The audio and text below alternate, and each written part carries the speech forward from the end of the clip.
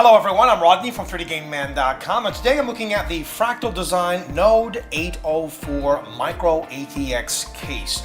Now the box itself, well, it's pretty plain, but it does have pictures of the product on it, plus features and specifications, and a couple of holes, one on either side, so perfect if you're picking this up in store. It's packaged nicely between two pieces of styrofoam, and the case itself is in a plastic bag. Included is an installation guide, as well as a booklet showcasing their other products. The left side panel comes with a window and has this protective plastic on it.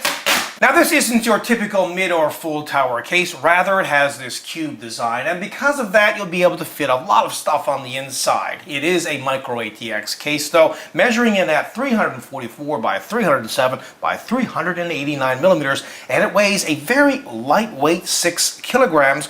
It's mainly comprised of steel and plastic. It does have some mesh on it, plus aluminum. The top panel is mostly mesh and can be removed by taking off 2 thumb screws at the back. With the 2 thumb screws removed at the back, it simply slides out like so. Now on the other side of this top panel, they have lots of fins, and this is to direct the airflow, plus a humongous air filter. At the top, you've got lots of fan and radiator options. You can fit up to 4 120mm or 4 140mm fans. Those would be optional. They do not include any fans at the top of the case. Alternatively, you've got radiator options. You can fit a 240 or 280mm radiator at the top. Of course, this is going to depend on whether you have the hard drive cages installed or not, and I'll get to that a little later on in the video review. Now this front panel is a combination of aluminum, this part here, plastic, and mesh at the bottom. As well, their Fractal Design logo, plus the power and hard drive activity LEDs, 2 USB 3 ports, the audio jacks for the microphone and headphones, as well as a little slot right here for a slim optical disc drive. To remove the front panel, just pull at the bottom. Now while the front panel is easily removed, you have to be careful of all of the leads because they are actually hardwired. It would have been nice if they implemented some kind of quick disconnect system for that, where you could, yank that front panel off and you wouldn't have to worry about any of the cables. But there's a lot of stuff going on here behind the front panel. You can install a slim optical disc drive here, and to the right you can install up to 2 2.5-inch drives. And they also have punch outs for organizing the cables and lots of ventilation at the bottom. Like at the top, you can install lots of fans and radiators at the front of the case. Now they do include one 120mm intake fan, but you can install up to 4 120mm fans as well. You can install up to 2 240mm radiators. Now with the case on its side, I wanted to show you how to take off 2 of these removable dust filters. They just simply slide out from the bottom like so. Then you would just go ahead and clean them and slide them right back into place. The left side panel has a nice large window, but the right panel is plain. At the back, they include a fan speed controller where you can adjust the speed of the fans from a low to a medium to a high speed. Here's where the motherboard's I/O shield plate gets installed. They include 2 120mm exhaust fans, but on the left you can choose to install an optional 140mm fan. They include 4 ventilated expansion slots. Note that they are white, plus the fan blades are white as well. That's quite a nice theme, really, this white and black color.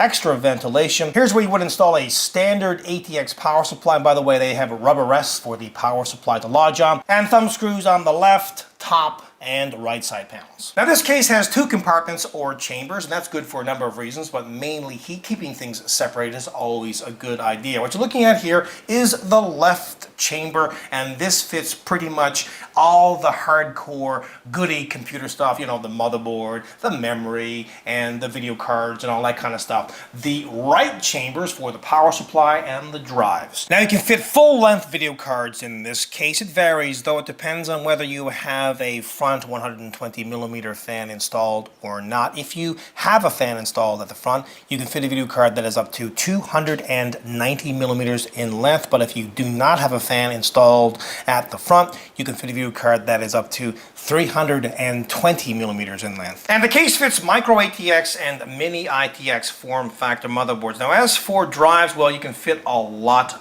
of them in this case. A combination of 3.5-inch and 2.5-inch drives all throughout the case. You can fit up to 8 3.5-inch drives and up to 4 2.5-inch drives, or up to 10 3.5-inch drives, or up to 2 2.5-inch drives. It really depends on the configuration. So you can install a combination of 3.5-inch and 2.5-inch drives here. In the right chamber is where you would install a standard ATX power supply, and power supply length will vary. If you don't have the hard drive cage put here, then you can have a power supply that is up to approximately 300 millimeters in length. Otherwise, a power supply that is up to approximately 18 centimeters or 180 millimeters in length. Now at the top, there are 2 removable hard drive cages, and you can fit up to 4 hard drives in each. And these are very easily removed because there's just 2 thumb screws on each drive cage, and it just slides right out. Now they include 2 Velcro tie downs, and these are used to organize the cables that come out of the power supply. Now if required, you can mount the top hard drive cage to the bottom of the case just behind the power supply. And to do so,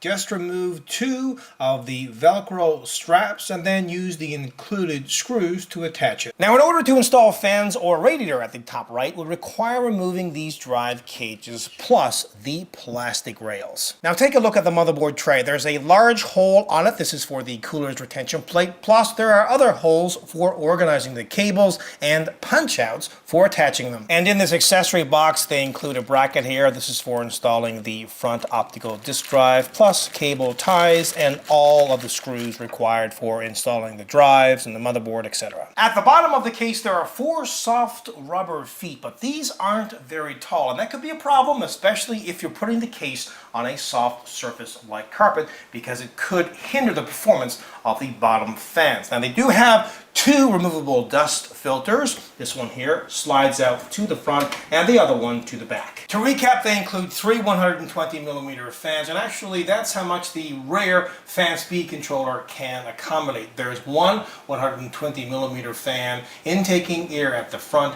and 2 exhausting air at the back. Now finally, have a listen to the stock cooling, first at the low speed, which it's on now, and at the high speed.